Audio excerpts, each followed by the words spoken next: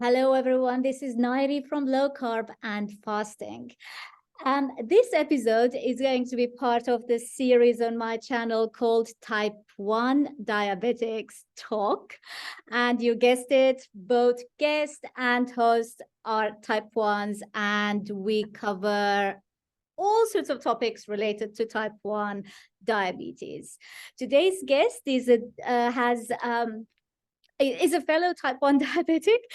She holds a doctorate degree in naturopathic medicine. She's also a certified diabetes educator. She's a TEDx speaker. Check out her video. It's called Sugar is Not a Treat. It has, last time I checked, it had over 4 million views. Dr. Jody Stanislaw, welcome to Low Carb and Fasting. I'm so happy and grateful to be here. Thank you so much for having me on. Jody, it's the pleasure is mine. I'm really delighted to have you. I've been following you for a very long time. Started off with Facebook, and then used to do very quick Facebook videos, just record them from the beach and all of those, and talk about different topics. Okay, let's start off with your story of how and when you were diagnosed. Right. Okay. So I had the classic story. I was 7 years old and I was painfully thirsty and wetting my bed and losing weight and all of that. So who knows if that was going on for a week or two, not very long. Went to the doctor, peed in a cup, urine was full of sugar, got checked into the children's hospital, and I was there for several days, it felt like. And I actually had a kind of a fun time because at 7, it felt like an adventure. I'm like, oh, I'm at this big building and there's all these people coming in to talk to me. And, it was a children's hospital. So they had like a game room and they had, murals on the walls, and it was really fun. And I was like, oh, this is so fun.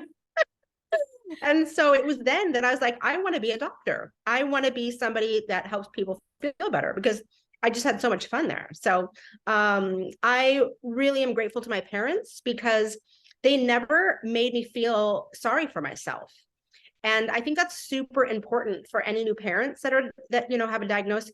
That my mom was like, okay, well, this is what we're doing now. We're not going to eat sugar. We're going to do 1 shot a day. We're going to measure and weigh our food. And I was like, okay, and I got a little scale and I got a little measuring cups and stuff like that. And, at 7, you're still so malleable that I think it was frankly the perfect age. I think 4 or 5-year-olds are pretty hard to manage. I work virtually with Type 1s all over the world. And, I have parents that have 2-year-olds and 3-year-olds. And that's just, they're throwing their food across the room. They're not going to eat, right? And then if you're a teenager, you're like, I don't want to deal with this. What is this? Right? So I feel really grateful that I was 7, and very grateful that my mom never apologized to me. She never said, oh, I'm so sorry you have this. Oh, it's so awful. Like that would have been my attitude if she had said that, because kids just take on what the parents say. Right. So my mom was like, okay, so this is what we're doing now. And I was like, okay, that's what we're doing now. Now, having said that, years later, maybe 4 or 5 years later, I'm like, okay, this weighing and measuring your food stuff and like having to like write down if I have a piece of sugar, I'm like, this is not sustainable. I'm like, this is not, who's going to do this? Like, this isn't fun anymore. And so I did, I don't know if you want me to go into that right out of the gate, but I did develop an eating disorder and dealt with that for many years, and was sneaking food and, sneaking sugar and binging behind my parents' back and all of that stuff. So, but I'm happy to go into that if you'd like. But yeah, that was part of my journey too. Two sentiments I want to share there. I was diagnosed when I was 5. I didn't understand it, but I hated. I dreaded the daily injections, and I would throw tantrums for, I think, probably over 2 years. Tantrums. Wow. and they would force the injections on me. They couldn't restrain me. I know grandma and mom would have to hold me down because I would refuse the injections. So I went through that phase until it became too boring to resist, and I just had to come to, yeah, it's too boring to fight it off all the time. But it's interesting because I was diagnosed at what year was it when you were diagnosed? 80s? 1980. 1980. So I was diagnosed in 73, and it was similar to what you said. We had to not necessarily measure everything, but it was a very strict, lower, I'm not using the word low carbohydrate because it didn't even exist back then, that concept of low, well, people didn't talk of it. It certainly was not labeled as such, but we were clearly told, we were given like a list of foods. These foods are good to eat. These foods should be limited. These foods are a no-no, like sugar and cakes and donuts were definite no's, like bread and this like rice and things in limited quantities. And then everything changed later on. I think you talk about that in one of your videos, that it was in the 1990s. Suddenly everything flipped, and we were told, eat what you want. Live normal like everyone else. Right. Yeah, the pendulum swung from one extreme to the other, which has just been a detriment to our world. You know, the invention of the rapid insulins came out because I don't know what year Novolog and Humalog came out, but you know, at the same time that those came out, then we had the whole fat-free, you know, trend, which is what pushed type 2 diabetes over the cliff. You know, I remember eating frozen yogurt and Snackwell fat-free chocolate cookies and bagels. I mean, I ate all that fat-free, high-carb stuff. I didn't have a CGM back then. I can only imagine how bad my numbers were. But I never had a big rebellious period. I mean, obviously, my eating disorder was a thing, but I never had that period where I was like, I'm not testing my blood sugar and I'm going to eat anything I want. You know, like even when I was dealing with my eating disorder, I still tried to do it in a way that didn't mess up my blood sugars, if you can imagine. But yeah, it's really my passion. I mean, I've dedicated my career to helping type 1s, right? I'm a holistic physician. I 100% work with type 1s. That's all I do. I've been virtual for 10 years. And my biggest mission in life is to really get the education out to as many type 1s as possible. I mean, there's all the focus on the new technology and the new CGMs and the new pumps and the new insulins and the new glucagons, but where is the energy we need to help people get better A1Cs? Where is that? Where is people need to be empowered to know how to eat better, but really know how to dose better? I mean, you can be vegan, you can be low carb, you can be whatever, healthy food eater, hopefully is my goal, is that you're eating real whole food, but then you need to know how to dose for it. And very few people know how to dose properly. They don't know how to set their basal rate. They don't know how to check their basal rate. They don't know how to temporarily adjust their basal rate. They don't know how to dose differently besides just counting carbs for their meal, which of course isn't enough. They don't know how to avoid going low when they exercise. That is my mission. My mission is to deeply educate type 1s on how to feel masterful when it comes to dosing their insulin properly. And that I don't see happening anywhere. I don't see it happening. You know, it's all about the technology and the new time and range and, you know, the new smaller this and the faster that. Well, what I've read is that the overall A1C data has not improved.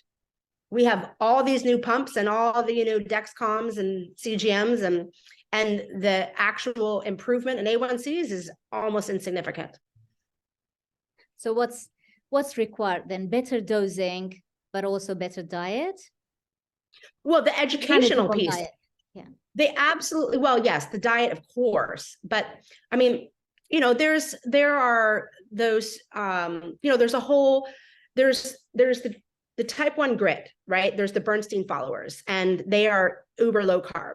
And then there's the Mastering Diabetes guys, you know, the two guys in California, they're both type 1, and they're all about raw, vegan, and they eat hundreds of carbs a day, but they eat almost no fat.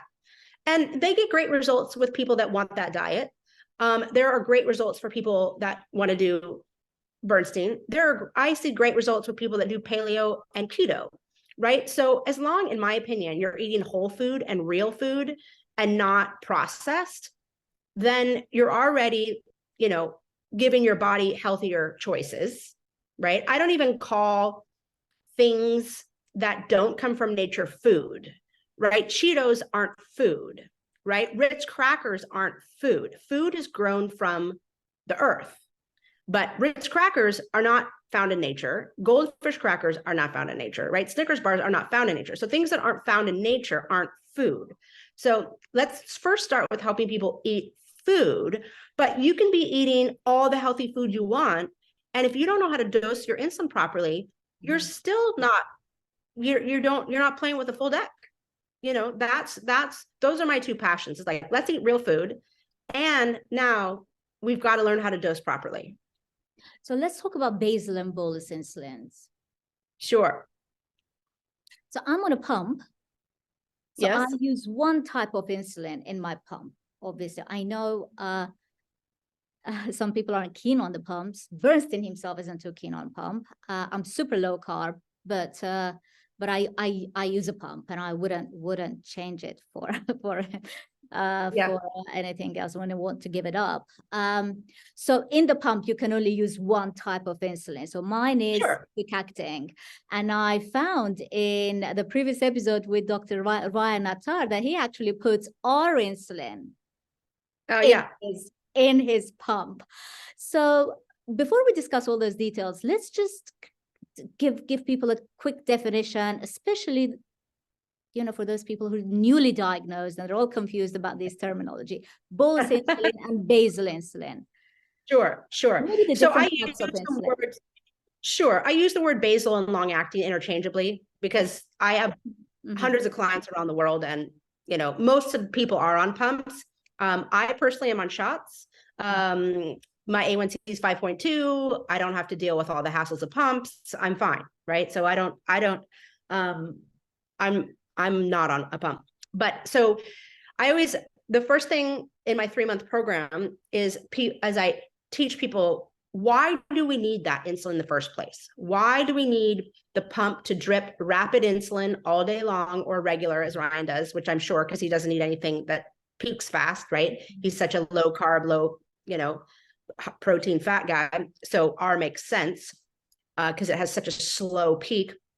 But classically, we have either Humalog or Novolog in the pump, dripping 24 hours a day, or a long-acting insulin, right? Levemir or Lantus, hopefully twice a day, or Tresiba, Toujeo, whatever. So you have to have background insulin in you, even if you're not eating, for 2 reasons.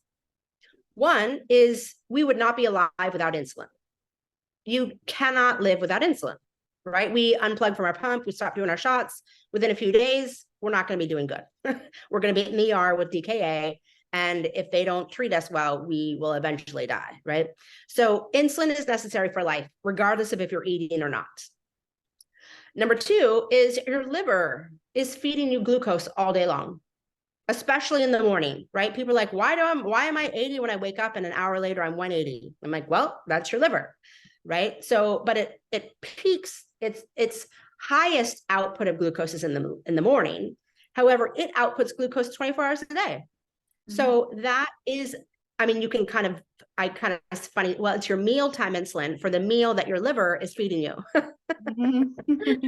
So you have that background, and a perfectly set long acting or basal insulin should keep you at the low end of normal in the absence of any food and in the absence of any bolus or rapid, right? If you just roll with your long acting twice a day, or basal only on your pump with no bolus, and you don't eat, a perfectly set basal keeps you on the low end of normal all day.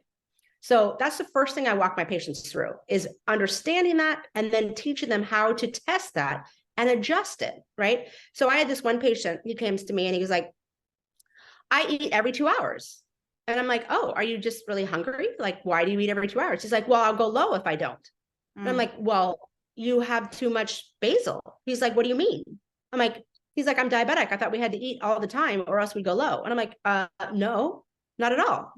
And after like, I think it was 20 or 30 years, in the next 2 weeks, we adjusted his basal, and you should have seen how many exclamation points he sent me in his email when he was like, I didn't eat for the past 6 hours and I didn't go low. And I'm like, great. We don't go low just because. We only go low because of too much insulin. That's it. And people, so many people are out there afraid of lows all the time, as if they just show up out of nowhere. I'm like, no, lows don't show up out of nowhere. It's 100% what's your insulin doing? So really getting that's the first educational piece. And then understanding, of course, when you need to temporarily increase your basal or decrease your basal, which is a whole nother, but understanding that baseline. I did a 7-day water fast once, just drank water for 7 days. And I just decreased my long acting, and I stayed at 70 flat for 7 days. No big deal. Yeah, it's absolutely possible when you understand how to dose insulin properly. And to have the confidence to adjust your insulin yourself. So I did a five-day water fast too. 5 day was the longest one I've done. And I wrote a blog about it. Oh, great. It's a learning curve. You learn as long as you're doing it safely. You've got your glucose next to you. You've got the CGM. You're monitoring your blood sugar, so you're taking notes, so it turns into a learning experience. So next time you do it, I haven't repeated the 5 day. I'm very insulin sensitive generally, so I don't really see why I would do a 5 day, but it was good to try it out and tell the world, yes, you can do it as a type 1. Because everyone tells me, no, you're type 1, you shouldn't do this, you can't do that, you can't do that. Right. Well, you got, right. You know. Right. So Because let's talk about fasting, intermittent fasting, but also extended fasting. Sure. Absolutely. It's just a matter of knowing how to dose your insulin properly. You can do it if you know how to adjust your insulin, period. That's it. I mean, we don't just go low for no reason. We go low because we have too much insulin in our body. And if you make sure you don't have too much insulin in your body, you can not eat for days. Yeah. You know, if people are fasting and they're going low and they haven't taken a mealtime bolus, then we have a very clear answer. They have too much basal or too much long acting. You know, I mean, I think intermittent fasting is super easy. I mean, if you're only eating 8 hours a day, great. Makes your life easier, because you're probably not having a big dinner at bedtime, which is a nightmare for overnight, right? And so hopefully your window, I mean, I think when I do intermittent fasting, I do like 9 to 5, right? 9 to 5, because I don't want to eat after 5. I have, you know, I sleep at 75 or 80 all night long. And that's because I have no food and no bolus that's, you know, making me go up or down. And so as long as you know how to reduce your basal to match your fasting, I don't really know what there is more to talk about. True. When you did your extended fast, did you notice that you were requiring less insulin on the second day and then less on a third day? Yes. Yes. Yes. Extended fasting is very different than intermittent fasting, for sure, because your physiology changes. Yes. You know, absolutely. The body's fuel needs are adjusted. Yeah. So I was down to, I think I took 1 unit of Lantus in the morning and 1 unit of Lantus at night. And that's all I was on for 5 days. Wow, that's incredible. Incredible. Yeah. And so I always tell people when they say they want to test their basal rate and they said, oh, why don't I just not eat for a day? I'm like, well, I actually prefer you not to do it that way. You know, when I help people with testing their basal rate, we break up the fasting into, you know, why don't you skip dinner one night and we'll check you overnight. Do that a few times. Next phase, why don't you skip breakfast, you know, eat at noon or 1 a few days, because your physiology, your fuel needs are completely different if you're in that complete water fast for days state. Yeah. So you can't basal test if you're going to not eat for 3 days. Yeah, basal testing in my notes. It's one of the most important things, and I think every type 1 should know how to adjust their basal rates, because our basal rates change.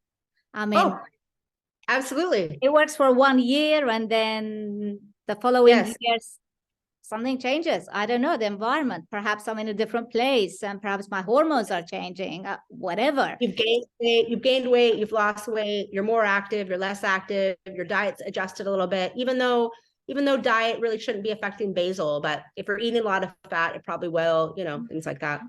I think, yeah, I noticed that. I'm glad you mentioned that with fat. When I eat fat, yeah, my basal suddenly just goes out of whack. So not strong enough. It's not strong enough because of the fat's presence creates that temporary insulin resistance. Exactly. So I have to watch my fat intake as well as the carb intake. So so how do people do basal testing? You already broke it down. So they have to restrain from eating for 6 hours in the morning, maybe on one day.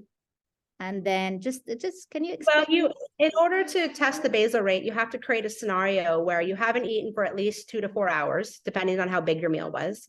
If you only had one hard-boiled egg, you don't need to wait 4 hours. But if you have a big whatever, you need to wait at least 4 hours. And then we're going to assume that the rapid is done in 4 hours, even though that's an assumption, because the timing of insulin varies by many different variables. But more or less, I'll tell people to have a small dinner at 5, right? And so ideally, their last insulin was at 5, their last eating was at 5. So then ideally by bedtime, they haven't had to eat after dinner to treat a low, and they haven't had to correct a high. And hopefully they're somewhere in a healthy range with their blood sugar at bedtime, right? You can't be high, you can't be low. You got to be in a healthy range. Now, let's say you're 110 when you go to bed, a perfectly set basal rate, you'll wake up at 110, and even if somebody goes to bed at 160, even though I will help people to not do that, but just for the teaching point here, you actually want to wake up at the same number. If they go to bed at 160, I want them to wake up at 160. Or if they wake up at 160, then we know their basal is set correctly. And people often pause there and they're like, wait a minute, what? I don't want to be 160. I said, yes, but your basal's job isn't to lower a 160. That is not your basal's job. Your basal's job is to keep you flat. If you were 160 before bed, you underdosed at dinner, right? You do the rapid to get you to slide into home base at bedtime, which you're, 80 or 90 or whatever, and then you stay flat, right? So if I was at 160 and then woke up at 80 the next morning, so many people are like, oh, it was perfect. I'm like, no, that's horrible. You dropped 80 points. What happens if the next night you go to bed at 80? You're going to wake up at 0. Okay. Right? So when I break up the day, so overnight is first, it's the most important. And it's the only section I do for people on shots because they don't have multiple points of adjustment that they can make. And then we recreate that scenario for the first half of the day, the middle of the day. And, it can take a month or so, that's why my program is 3 months, and I always tell people they don't have to do it consecutively. You don't have to have an early small dinner on Monday, and then you have to do it again Tuesday, and you have to, people's lives are busy. But it's a really important exercise because it's like if you're going to build a house, you really want to make sure that foundation is steady. And that's what we're doing. It takes a lot of work to do all the basal testing, but then once you're confident, then, I think it's wonderful when people feel confident that they can go to bed at 80. And, that is a very confident person. They understand, they have faith in their basal. They have faith that they haven't overdosed at dinner. They are giving their body, a beautiful gift. But how many people go to bed at 80 in the general population of type 1 as a whole? I would say less than 10 or 5%, really, because they don't have the confidence to do it safely. or they don't know, they don't think it's safe, they're scared, right? They haven't been trained to, or perhaps they don't have the discipline to, not eat a ton before bed. Because once you start eating a lot before bed, you have too many variables going on. Becomes a habit as well. So do you remove some of the other variables during basal testing, for example, alcohol consumption, because that's going to have an impact on the blood sugar. So sure. Yeah. Yeah, you can't be drinking a lot of alcohol that day. You can't have just, you can't be getting sick. People are like, oh, I did basal testing. It was perfect because I was sick, so I didn't eat anything. And I was like, you can't basal test when you're sick, right? Because all the hormones are going to make you more insulin resistant. If you just climbed Mount Everest that day, it's not a good day to, if you just watched movies for 8 hours, not a good day, right? You can't dramatically increase or decrease your activity level. Alcohol definitely is not something you should have at dinner. And then, no recent cortisone shots, right? For females, oftentimes you don't want to do it the week before your period. Yeah, I mean, I have a whole list of. So, Jody, let's talk about matching insulin to carbs. I struggled with that. When everything changed in the 1990s, well, actually, I was introduced to this way of living, live like a normal person, eat like anyone else. Me too. Just count your carbs and take your insulin. That's it was the year 2000. It was the year 2000. I was introduced in the UK here to this new concept. And initially I welcomed it. I thought, ooh, this is brilliant. Yeah, me too. Me too. I enjoyed it. So I was always health conscious. So I always cooked at home and prepared jars of jam from the garden at home. Oh, great. Home cooked, homemade. I thought I could get away with it. I thought it was a healthy way of eating. But my A1C was so high, I couldn't bring it down. I even went to the extreme of making pasta at home because I wouldn't buy the shop made ones. Made no difference to my blood to my blood sugars or my A1C. I didn't have a CGM back then. So I decided to grow my vegetables, all organic, in the garden here in the UK, out of all places. Nice. Where you barely ever see the sun. But I thought I have to do that for my health, and my A1C wouldn't come down. I removed the carbs. My A1C went back to normal. So for me, that's all it took. I tried everything. So why is it that matching insulin to carbs doesn't work for a lot of people, including myself? Well, it's kind of like we're asking people to carve the David with a spoon. We don't have the tools. Insulin is slow. Insulin is unpredictable. The digestion changes every day. The timing of when the blood sugar is going to hit, if you add a little fat, you add a little protein, now it's going to be delayed. What kind of glycemic index is your meal? Is it high? Is it low? Are you injecting into scar tissue? Are you injecting and then, and you're totally sedentary? Are you injecting and then you're active? I mean, they tried to make it sound so simple, but it is not simple. It is not simple. Thinking about all the different variables of the timing of the digestion, even the same meal every day. What if you're super stressed out one day eating your lunch, and then you're not stressed out at all the next day eating the exact same lunch, and then you did a 3-hour workout that morning and you ate the exact same lunch, and then you totally didn't work out at all and you slept till noon and you ate the same lunch, right? Those 4 exact same lunches are going to demand different dosing strategies, right? I don't care if you are convinced how many carbs is in the meal. Carbs alone carbs are like one of the endless factors that you need to consider to dose appropriately, right? Protein you have to assess, fat you have to assess, and all the other things I mentioned. And so I get that they wanted to try to help us make diabetes easier, and but they're really doing us a disservice because it's not true. It's not true. It's not true that you just count your carbs and dose. And frankly, it's so dangerous. As Bernstein says, the law of small numbers is brilliant because the less carbs you eat, the less likely you'll go high, right? And the smaller amount of insulin you need. And so then it's the less smaller margin for error when you dose, right? Because when you eat a lot of carbs, you risk going extremely high, and you also risk going extremely low because you have to give so much insulin for what you're eating. And what if it hits, but your food isn't digesting?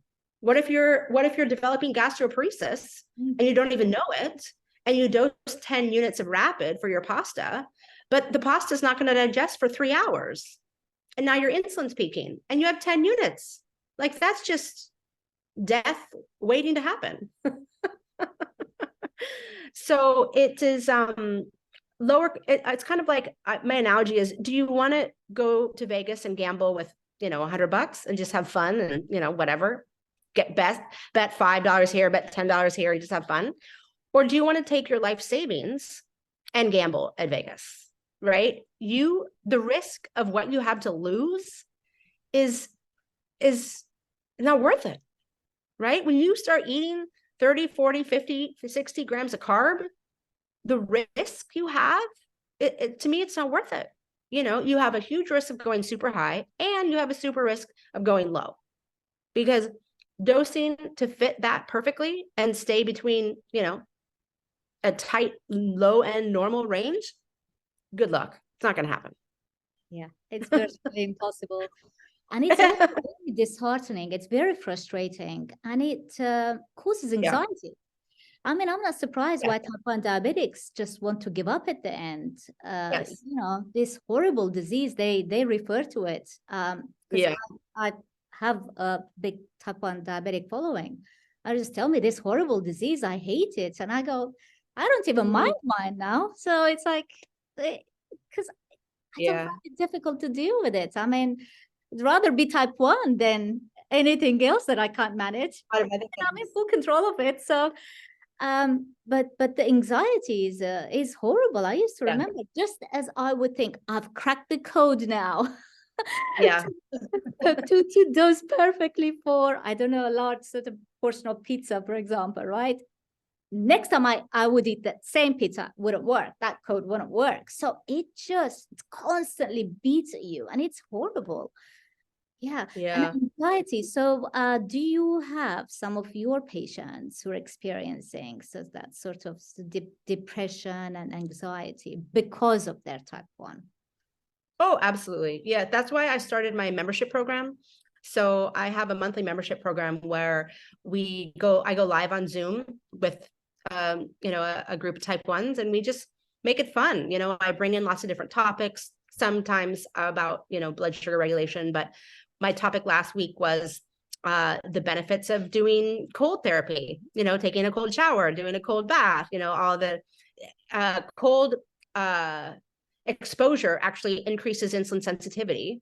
And even if you're just doing 11 minutes a week, you do 5 showers, where each shower you have at least 2 minutes where you're really cold, that makes a difference in your physiology. So I talk about fun stuff, and I'm bringing in a speaker next week that's all about, the emotional side of diabetes. And so I have 3 different offerings. I do a private program for 3 months where I talk to everybody, once a week for 3 months. And obviously in that format, I get to know my patients really well. And I always touch base with, the emotional side of things. And then my second offering is the group program. And that's just a simple monthly fee, and we get together once a week on Zoom. So a lot of times the private 3-month program, people, once they finish that program, then they join the membership program. But doing the 3-month program is not a prerequisite. A lot of people just find me and want the community. So I do make a point to check in with people's emotional health a lot. Yeah. And then the third offering I have training courses that basically I wish every type 1 in the world could get access to. And in my opinion, they capture every bit of education on how to get good blood sugar control that every type 1 needs. How to avoid the blood sugar roller coaster, how to stay in range after meals, how to master your blood sugar with exercise. But I also have a course called How to Stay Positive. So it's just a fun little 25-minute course, and I just give all my favorite reasons for why we can have a positive, happy life. Yeah. I will put all those details in the description below. So do follow Dr. Jody and support her efforts and join her programs. You will find the details in the description below. Okay, we talked about basal and bolus. In one of your blogs, I believe, or was the video? No, it was a blog. You talk extensively about correction factor. So what is a correction factor and why is it relevant to type 1s? Well, dosing at meal times is probably the most challenging skill. And it's the one that we have to do multiple times every single day. Once you know how to set your basal rate and you're confident, you can kind of just trust that it's going to be set for a while, even though I recommend double checking it maybe once a year or something like that.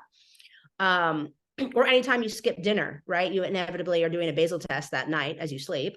But mealtime dosing it's a challenge. Are you going to take some up front? Are you going to do an extended bolus? How many minutes, this whole dose 15 minutes before you eat. Well, that's not going to work. I mean, are you high? Are you low? Are you eating high glycemic? Are you eating low glycemic? You can't just dose 15 minutes before you eat. You have to use your brain and think through when and how you have to dose, right? So inevitably you might be high after you eat. So now let's say you're 150 or you're 250, right? How much insulin do you need? Well, standard medicine just gives you this nice little formula and it says, okay, 1 unit drops you 50 points, or maybe 1 unit drops you 30 points, or maybe 1 unit drops you 100 points. But there's a formula for how to figure that out. However, anytime you're using your correction factor, you can't assume that little ratio that you were given is going to work perfectly. Because once again, there's other variables happening that you must consider. So I always explain this. This is food pushing you up, insulin pushing you down. So these two trajectories in the 2 to 3 to 4 hour window after you eat are always happening, because food can take 4 hours to digest. Insulin can take 4 hours to stop working, assuming you're using rapid in your bolus. Right? So these two things are always working.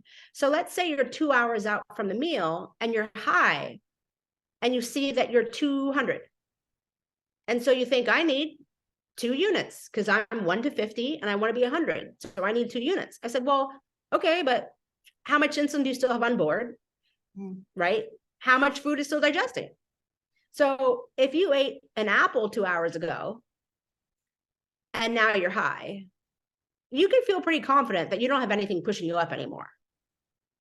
If you ate a much bigger meal with a lot of protein and fat and carb 2 hours ago, you can guarantee there's still something pushing you up 2 hours later.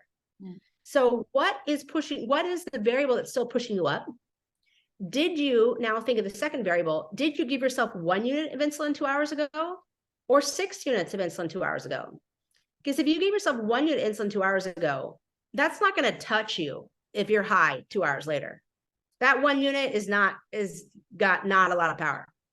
If you gave yourself 6 units of insulin 2 hours ago, well, it is a lot of power at 2 hours out, right? And so that little I'm 200 2 hours out has a lot more going on to it. You can't correct that the same. You have to think, did I have, what's happening here? How much food is still pushing me up? How much of that 2 hour ago shot is pushing me down?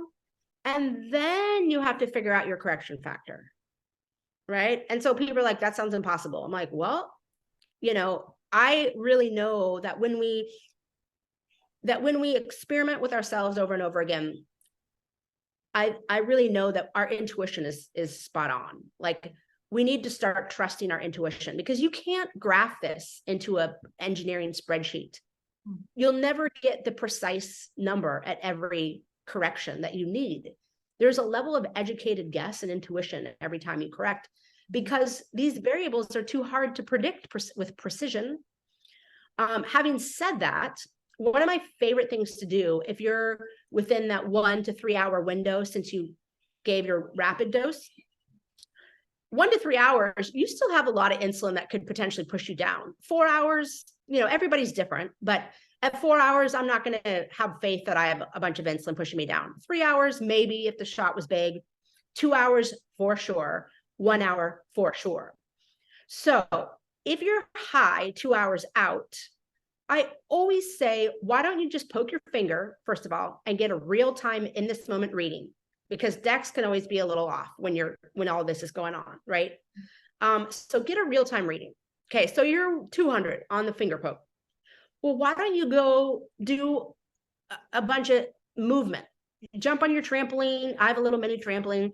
Turn on music, dance, clean the house, go on a walk, do 5 minutes of squats, do some sit-ups, move your body, go find some stairs, walk outside, just move your body, whatever, make it fun. It's not a full workout. You're just getting active, right? You're getting active, jumping jacks, whatever. And then 20 minutes. So do that for at least 5 minutes, ideally 10. And then let 20 minutes go by and I'll poke your finger again. Okay. Because if you still have a lot of insulin on board, that little 5-10 minute, sorry, my phone, I'm going to turn that off. That little 5-10 minute activity is going to be enough to really kick in that insulin that's still here. And now you're going to make it go a lot stronger. And guess what? 20 minutes goes by, you might very well not need a correction anymore, right? 20 minutes goes by and you've dropped a ton. Great. Aren't you glad you didn't correct? But if you don't go down at all, I think you're pretty confident at that point that this trajectory is winning the race for sure. You just added a bunch of exercise into your picture and you didn't drop it all. Well, you correct away, I'd say. I mean, if you're at 2, especially if you're at 2 hours out from your shot, because that could be a heavy peak time, or 1 hour out, there's a lot of insulin wanting to drop you at that point. 4 hours out, not so much. But 1 to 2 hours, you should have a lot of insulin on board, ready to really drop you, right? And then you throw exercise in there and you didn't go down, confidently correct. Yeah. Now, the thing is, you can drop dramatically in that scenario. And then the thing is, you might have just really took that last bit of the shot from 2 hours ago and really pushed it into gear and let it kind of run its course. And that's why you went down. If your food is finished digesting, now you're going to stay normal and you're all good. If your food is still digesting, you're going to have come down, but an hour or two later, you're going to go back up because now the insulin is done, but the food is not. Yeah. So this is something I spent a lot of time helping people that they've never thought through it this way. Like parents will say, I put my kid to bed at 100 and then by midnight they're 300. And I'm like, well, why do you think that happened? At bedtime, the mealtime insulin was still working. At midnight, it wasn't, but the food was still pushing. I said, you had a big dinner, didn't you? You had a lot of protein, you had a lot of fat, you had a lot of carb, because if you're going to 300 at midnight and you went to bed at 100 at 9, the insulin finished its game, but the dinner did not. So people have to think like this to get, accurate dosing. It's a lot of thought for a type 1 diabetic. It's a lot. That's why just eat low carb and your life's easier. It is. It doesn't mean you don't have to count anything anymore. I mean, you still have to calculate everything. You still have to, to make the effort. But at least one variable is kind of managed better. That's what I do it. I mean, you're gambling with $100 instead of your life savings. Okay. You're gambling. You still might lose money. You still might come out negative, but it's not going to be life savings negative. Yeah, I mean, the highs and lows are much kind of smaller and narrow range. That's what I know. Yeah. It's not like I'm not flatlining all day long. Forget that. I don't. I would be lying to people when I say I might just stay completely flat for like 8 hours, like exact same number for 8 hours. Yeah. That's the maximum I can get. It goes up and down. Yeah. But those ups and downs are like within a narrow margin. I like that. So like Here's my, oh, maybe this is here. I'll undo my little thing here. Let's see here. So now you can see my background, but so here's my number right now, right? I had a little, that's just my dawn phenomenon. That was like, little excitement for waking up. I did a 75-minute yoga class. And then here's my overnight, I was nice and steady, probably about 70 all night. But then, last night for dinner, I had a couple spikes dinner, but I managed them, right? So that's kind of typical for me, I'd say. Yeah, I like that. I like that. Mine are very similar too. So I mean, perfection is not, I mean, if I apologize if I offend anybody, but my goal is not to be 83 all day long. I just don't think that's realistic. I don't think it's possible. I think it creates too much anxiety. I think it's a disservice for people to think they should try to be 83 all day long, because then they're 95 and they're stressed. Like, that is not supportive, in my opinion. So I'm all for finding whatever works for each person, as long as we can enjoy what we're eating, because that is also something that I don't want to steal from anybody. People say, oh, should I eat keto? And the first question I'll be like, do you want to eat keto? Or do you think you should eat keto? Because I don't support people in doing things they should, right? I want them to find what brings them joy. Now, of course, if eating McDonald's all day brings you joy, I'm going to talk you out of that. But, I, having had the eating disorder I did, having been restricted, and then going to bagels and fruit, and all that with food. I don't like being real rigid and strict, because that triggers my eating disorder. And so I don't teach being rigid. I don't support anybody in trying to be 83 all the time. I think it is too stressful and unnecessary, personally. So that's my strong 2 cents on that. So that takes me to the next question then, that when it comes to time in range, you work with the American Diabetic Association sort of recommended, which is actually the same in the UK. So that even my CGM, which isn't the DEX, it's the Freestyle Libre.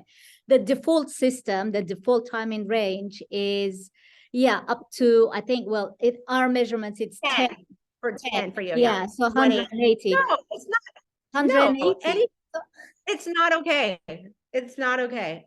The only reason why I feel like they must be doing that is because the majority aren't even in range anyways. So I kind of support, I mean, once I'm in front of somebody, I will never support that. But in terms of promoting that to the masses, the benefit is that if people already feel like they're losing, and then they drop it to 140, then people are going to feel like they're losing even more. Then, if people can barely run a mile and I'm telling them they should run 24, they're going to stop even running a mile, aren't they? They're like, I'm never going to get to 24. So what's the point? That's why my passion of education, I want to see a massive push of proper education, because then people won't be scared to have their new goal be 70 to 120 or 70 to 140. That is the range that is proven to be healthy. I mean, non-diabetics go up to 140 for 45 minutes after they eat sometimes, right? So, normal blood sugars are in that 70 to 100, 70 to 120, 140, right? There's nothing healthy about 150 all day long. There's nothing. It's inflammatory. There's nothing healthy about 160s, 170s, and 180s. And frankly, you and I were told 180 was good 40 years ago. And we know better, and they still haven't changed their tune. But I kind of, like I said, support them in keeping it there right now, because it will just push people away even more. It'll make them feel like it's impossible. Why, it's like if everybody's getting a C and now you're telling them they're failing, and a C is a failure, and actually you need an A+, they're like, they can't even get a B, and you're telling them they have to get an A. it's just not motivational to make a change in the masses. Yeah. Dr. Jody, we have 5 minutes left. A quick question. Can you talk about exercise? Because you did mention it earlier on, just the 5 to 10 minutes of perhaps aerobic exercises, right? Just Yep. Body movement should potentially drop you, provided you don't have food on board still being digested. So how can people maintain normal blood sugars during exercise, including resistance training, which is what I do? I had to figure it all out myself, and I had to figure what works for me. And there is some figuring it out, I think, there, because people seem to react differently. Absolutely. Absolutely. Well, the first thing I always like to tell people is insulin is what causes a low, right? If you wake up in the morning and your basal rate is set correctly and you're high, you cannot wake up in the morning and go for a run and come down. And I always people why? And people don't know. And I'm like, because you don't have enough insulin on board. A run isn't make you, the rest of the world that exercises, they don't go low. Why? Because they don't inject insulin, period. Right? They don't inject insulin. So if you wake up, you haven't had a bolus since dinner, so that's completely out of your system. Your basal is super fine tuned, so it's not too high. And you're high. If anything, that morning walk is going to make you even go higher, right? Because of the dawn phenomenon gets exacerbated when you exercise in the morning, especially on an empty stomach. So you will go higher. If you wake up and you're high and you go on a walk to bring it down, you will come back higher. So understanding that is really important. So the reason why we go low is insulin. So aerobic is the most obvious. The less insulin you have on board, including basal, which is a disservice to pumps, because pumps will say 0 insulin on board. And then people are like, oh, I have no insulin on board. And then they go low. And I'm like, well, have you checked your basal recently?